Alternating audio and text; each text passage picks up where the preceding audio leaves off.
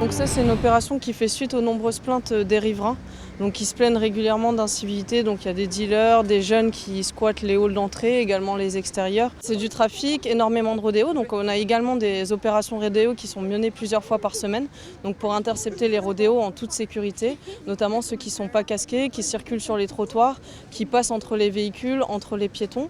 Et pour les intercepter et empêcher ces incivilités. Donc c'est non seulement dangereux pour la population, mais ça occasionne aussi des nuisances sonores. Il y a beaucoup de deals, donc il y a beaucoup de trafic de stupéfiants. Donc on agit également, que ce soit par les effectifs de voie publique qui sont présents sur le terrain, mais également des enquêtes judiciaires plus approfondies, donc pour démanteler des trafics. Des fois on est bien content, notamment en tenue, de pouvoir les interpeller. C'est motivant pour nous. Et pour ça on est toujours équipé des armes ou autres. C'est parce qu'ici on reçoit beaucoup de projectiles et vous avez vu un peu la hauteur des tours. On a déjà parfois aussi reçu des extincteurs. Donc ça, heureusement on a su les éviter, mais ça peut faire très mal. Voilà, ça fait partie de notre quotidien et nous on pense aussi aux habitants qui sont ici, qui subissent ce deal, qui subissent les dégradations, l'insalubrité de tout ce que ça peut amener, les toxicomanes ou la vente de...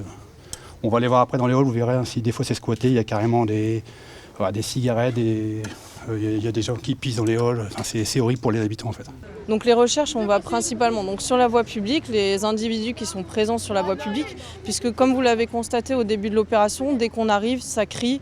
Donc ils savent très bien, ils annoncent que la police est là et ça part en volée de moelleux. Donc pour nous, c'est très compliqué d'agir. C'est pour ça qu'aujourd'hui, on avait pris un dispositif, ce qu'on appelle, on venait par toutes les rues, donc en tenaille entre guillemets, pour pouvoir faire une arrivée surprise et contrôler le plus de monde possible.